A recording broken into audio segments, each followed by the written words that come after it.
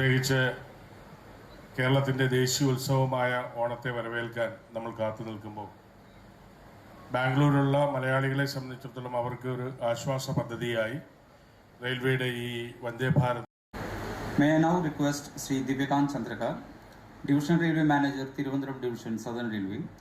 പ്രിയപ്പെട്ട സഹോദരി സഹോദരന്മാരെ, വളരെ സന്തോഷം നിറഞ്ഞ ഒരു നിമിഷം തന്നെയാണ്, യാതൊരു സംശയവുമില്ല. അദ്ദേഹത്തിന്റെ സംസാരത്തിൽ പറഞ്ഞു, കേരളത്തിൽ കൂടി ഓടുന്ന എല്ലാ വന്ദേ ഭാരതുകളും ആദ്യം എക്കണോമിക്സിന്റെ ഫസ്റ്റ് ലൈൻ അതാ. ഹാരിസ് സൂചിപ്പിച്ചതുപോലെ തന്നെ റെയിൽവേയുടെ ആവശ്യങ്ങൾ നമ്മൾ ഓരോ ദിവസവും കഴിയുമ്പോൾ കൂടിക്കൊണ്ട് തന്നെയാണ് ഇരിക്കുന്നത്.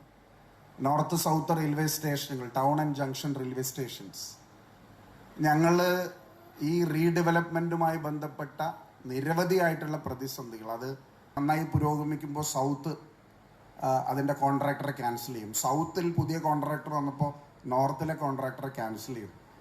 അപ്പോൾ ഒരു 3 വർഷം കൊണ്ട് 4 വർഷം കൊണ്ട് തീരേണ്ട പദ്ധതി 7-8 വർഷം കഴിഞ്ഞ് ഉണ്ടാകുന്ന കോസ്റ്റ് ഡിഫറൻസ് മാത്രമല്ല, ശബരിമലയിലുമെല്ലാം ഓരോ സീസണൽ സമയത്ത് യാത്രക്കാർ അനുഭവിക്കുന്ന ദുരിതപൂർണമായ സാഹചര്യം ഒഴിവാക്കപ്പെടേണ്ടതാണ്.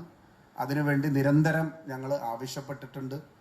Honourable divisional railway manager has always been intimated by Shri TJ Vinod, വേദിയിൽ സന്നിഹിതനായിട്ടുള്ള divisional railway manager Trivandrum division Shri Divyakant Chandra.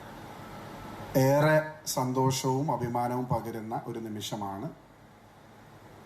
മലയാളികളെ സംബന്ധിച്ച്, പ്രത്യേകിച്ച് എറണാകുളത്തുകാരെ സംബന്ധിച്ച്, വന്ദേ ഭാരതിൻ്റെ കൊച്ചി ബംഗളൂരു ട്രെയിൻ എന്നുള്ള നമ്മുടെ ആവശ്യം കേന്ദ്ര സർക്കാർ അംഗീകരിക്കുക മാത്രമല്ല, അതിവിടെ സൂചിപ്പിച്ചതുപോലെ തന്നെ ആവശ്യക്കാർ ഏറെയുള്ള പ്രത്യേകിച്ച് സ്വകാര്യ ബസ് ലോബികൾ വലിയ തോതിൽ ചൂഷണം ചെയ്യുന്ന ഒരു കാലഘട്ടത്തിൽ IT ജീവനക്കാർ, ബംഗളൂരു മലയാളികൾ, വിദ്യാർത്ഥികൾ, അങ്ങനെ സമൂഹത്തിൻ്റെ എല്ലാ തുറകളിലുമുള്ള ആളുകൾ ദൈനംദിനം പോകുന്ന ഒരു സിറ്റിയാണ് ബംഗളൂരു.